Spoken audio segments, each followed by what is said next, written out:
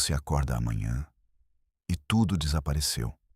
Sem cidades, sem dinheiro, sem governo, sem leis. Parece caos, certo? Mas e se eu te disser que durante quase toda a história humana foi exatamente assim que vivemos? E mais, talvez tenhamos sido mais livres do que somos hoje. Por mais de 200 mil anos, os humanos não construíram cidades. Não existiam muros, nem impostos, nem reis. A vida era simples, mas não no sentido de fácil, e sim no sentido de direta. Se a comida acabava, você se movia. Se surgia conflito, você se afastava. Se o clima mudava, você se adaptava.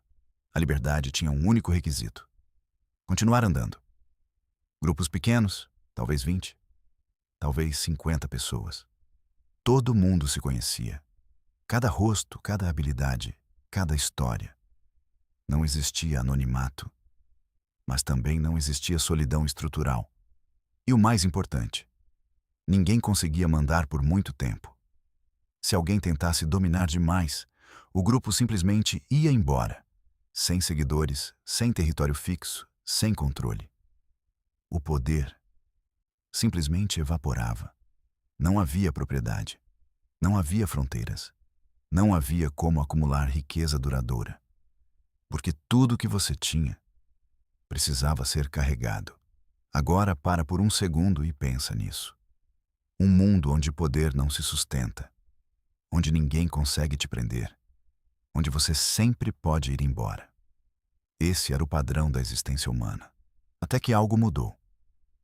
E essa mudança não começou com reis, nem com impérios, nem com grandes ideias. Começou com algo muito mais simples: comida.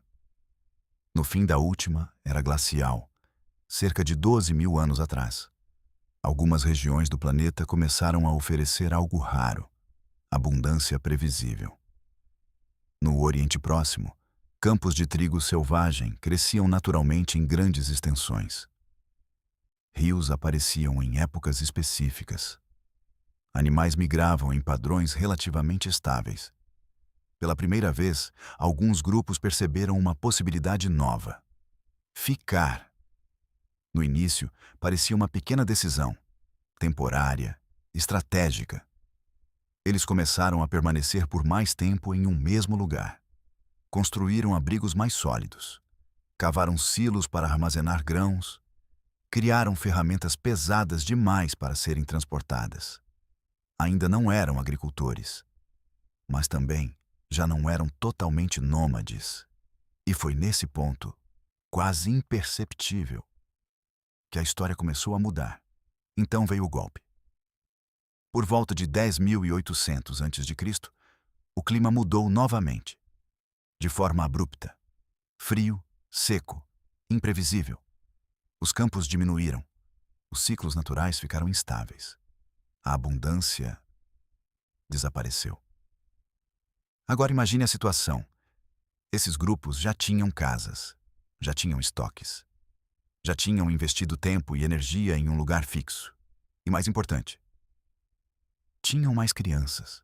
Voltar à vida nômade já não era simples, nem rápido, nem talvez possível.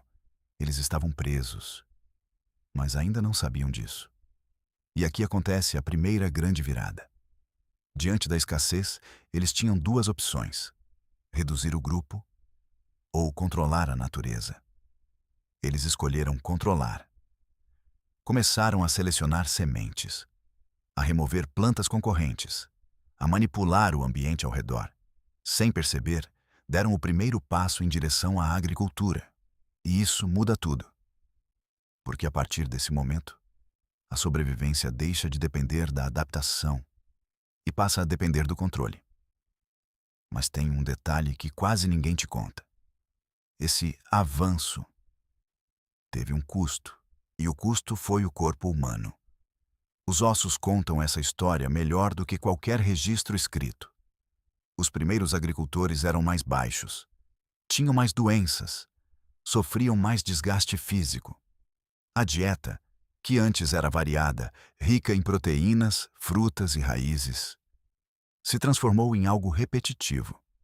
Basicamente, grãos, Dentes com cáries começaram a aparecer, coisa rara antes disso. As colunas mostravam sinais de compressão, as articulações, desgaste constante. E as mulheres, que passavam horas ajoelhadas moendo grãos, desenvolveram deformações crônicas nos joelhos e na lombar. Eles não viviam menos tempo, mas viviam pior. Trabalhavam mais, comiam pior, adoeciam mais. A civilização começou com um declínio físico. E mesmo assim, eles continuaram. Por quê? Porque agora havia algo novo no mundo. Algo que nunca tinha existido antes. Algo fixo, valioso e extremamente vulnerável. Comida armazenada. Antes, se alguém te atacasse, você simplesmente ia embora. Não havia o que defender. Agora, havia. Um campo leva meses para produzir. Um silo representa a sobrevivência futura. Se alguém rouba, você perde tudo. E isso cria uma nova realidade. Onde há armazenamento, há saque. Onde há saque, há defesa. E onde há defesa, surgem estruturas permanentes. Uma das primeiras cidades conhecidas, Jericó, construiu muralhas enormes, não para mostrar poder, mas para proteger comida. Percebe o que está acontecendo aqui? A necessidade de proteger recursos fixos começa a moldar o comportamento humano. Mas isso ainda não era o fim da transformação. Era só o começo. Porque proteger é uma coisa, controlar é outra completamente diferente. E isso fica ainda mais claro em outro lugar do mundo, no sul da Mesopotâmia. Ali, dois rios, Tigre e Eufrates, criavam um ambiente ao mesmo tempo fértil e caótico. Eles inundavam, secavam, mudavam de curso. Para sobreviver ali, não bastava plantar. Era preciso controlar a água, construir canais, manter diques, coordenar trabalho constante. E isso não podia ser feito por uma única família, nem por um pequeno grupo. Era necessário organização. Alguém precisava decidir quem trabalha, quem recebe, quem manda. E é aqui que acontece a segunda grande virada. O poder deixa de ser temporário e passa a ser estrutural. Pela primeira vez, surgem hierarquias estáveis, e com elas, surge algo ainda maior. O Estado. Cidades crescem. Estranhos passam a viver lado a lado. Pessoas que não se conhecem, mas precisam obedecer regras comuns. E então surge algo que parece um símbolo de avanço intelectual, mas que, na verdade, nasceu de uma necessidade muito específica: a escrita. Não para contar histórias, não para registrar ideias, mas para controlar, registrar grãos, contar estoques, organizar trabalho, cobrar tributos. A civilização não começou com poesia, começou com contabilidade. Milhares de tigelas de barro idênticas foram encontradas em escavações. Cada uma representava uma porção de alimento. Isso significa algo profundo. A comida deixou de ser coletada livremente e passou a ser distribuída.